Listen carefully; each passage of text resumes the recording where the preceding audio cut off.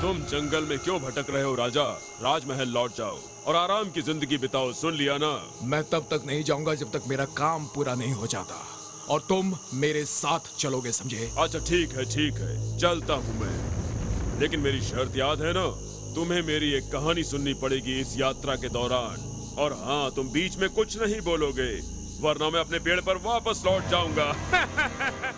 एक समय की बात है, अंगज राज्य में संत और बसंत नाम के दो भाई रहते थे। इन दोनों में से बसंत छोटा था। दोनों ही बड़े सुंदर थे और दोनों का विवाह नहीं हुआ था।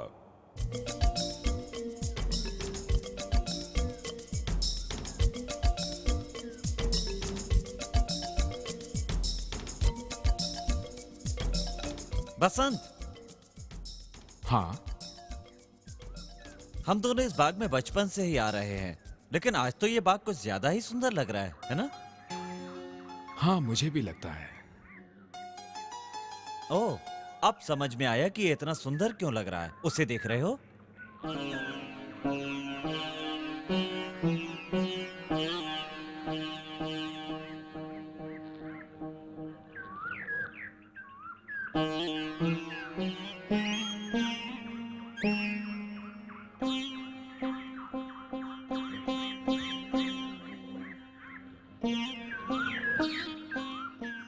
वो तुम्हें बहुत पसंद है ना?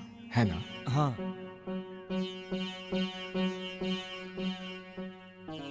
अरे लेकिन वो गई कहाँ? वो जा रही है, वो देखो, वहां पर। चलो देखते हैं कि वो कहाँ रहती है। चलो ना।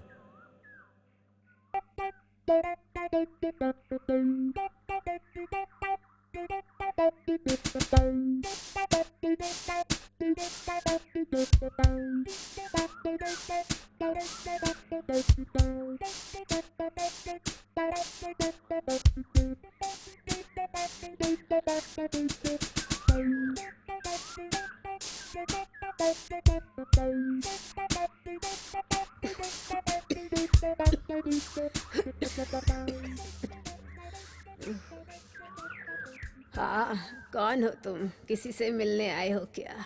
नहीं नहीं, क्या आप यहाँ अकेली रहती हैं या फिर वो हाँ हाँ, मैं समझ गई तुम किसकी बात कर रहे हो। तुम उसकी चिंता मत करो, वो फिर कल तुम्हें बाग में मिलेगी।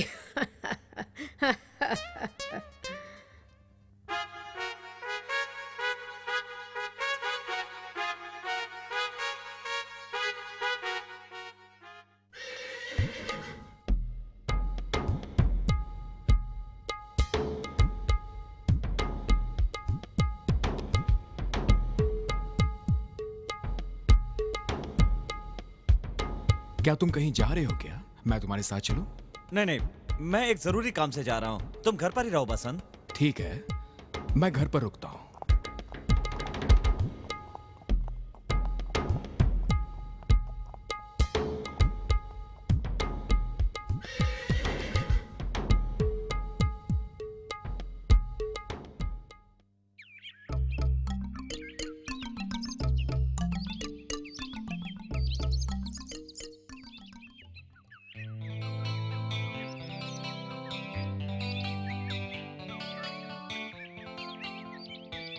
जरा सुनिए।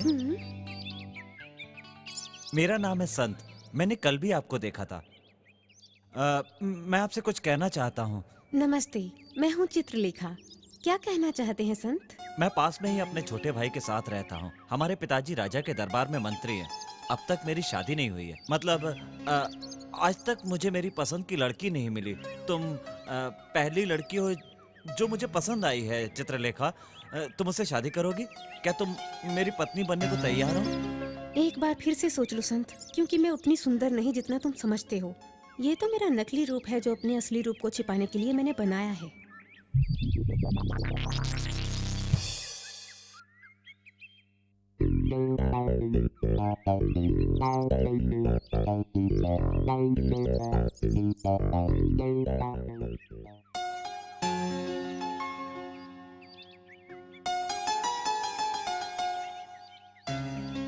आप कौन हैं?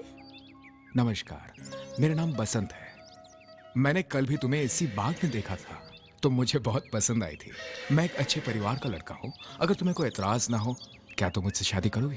मैं तो कर सकती हूँ, पर शायद तुम्हें पसंद ना आए, क्योंकि मेरा ये असली रूप नहीं है।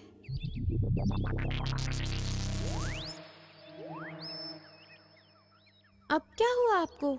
अब तो तुम मुझे पहले से भी कहीं अधिक खूबसूरत लगने लगी हो चित्रलेखा। क्या?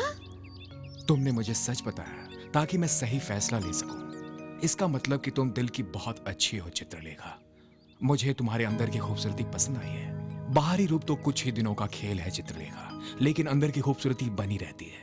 मैं तुमसे ही शादी करना चाहता हूँ चित्रलेखा, अगर तुम्हें कोई एतराज ना हो तो। मुझे बहुत खुशी हुई है। मैं अपने भाई को जाकर बताता हूँ, हम जल्दी शादी कर लेंगे। मैं तुमसे कल मिलता हूँ चित्रलेखा।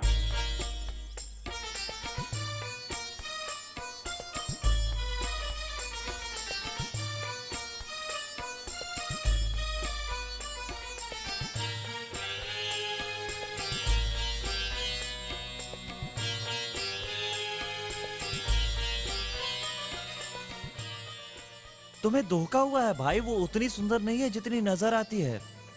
मैं जानता हूं, पर मुझे कोई फर्क नहीं पड़ता।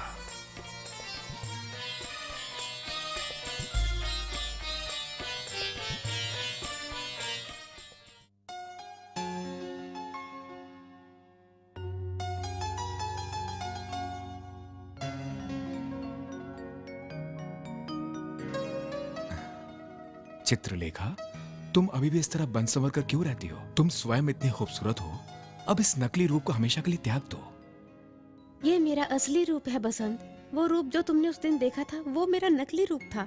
मैं उससे शादी नहीं करना चाहती थी जिसे सिर्फ मेरा बाहरी रूप पसंद हो। तुम सच में बहुत सुंदर हो।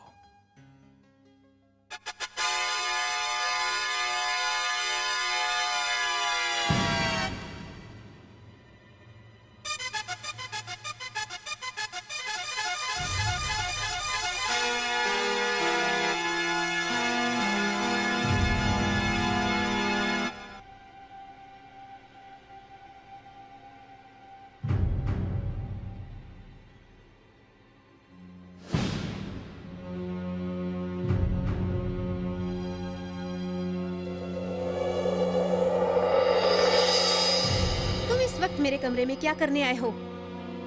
तुमने झूठ क्यों बोला था चित्रलेखा? मैं तुम्हें ज्यादा चाहता हूँ और मैंने बसंत से पहले शादी की बात की थी। तुम मेरी हो, सिर्फ मेरी हो। चुप रहो। मेरे कमरे से तुम इसी वक्त बाहर चले जाओ।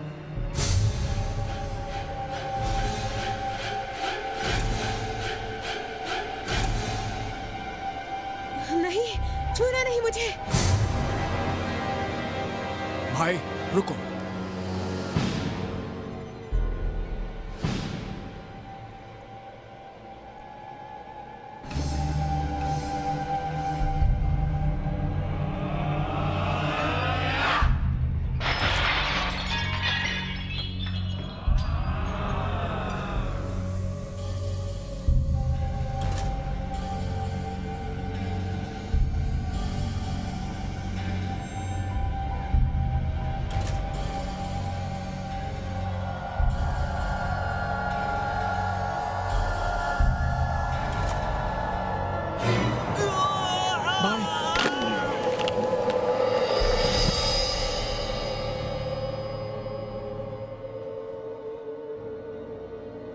पूरे राज्य में यह खबर फैल गई कि बसंत ने अपने भाई की हत्या कर दी है।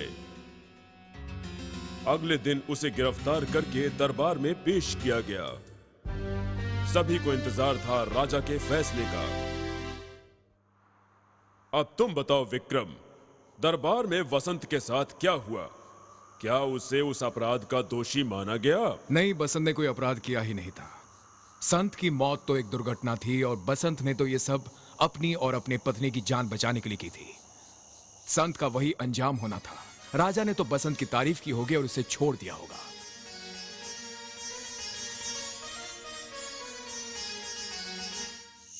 तुम समझदार होकर भी बेवकूफ हो, भूलते भी हो। तुमने बोलकर मेरी शर्त तोड़ दी है, तो मैं जा रहा हूं।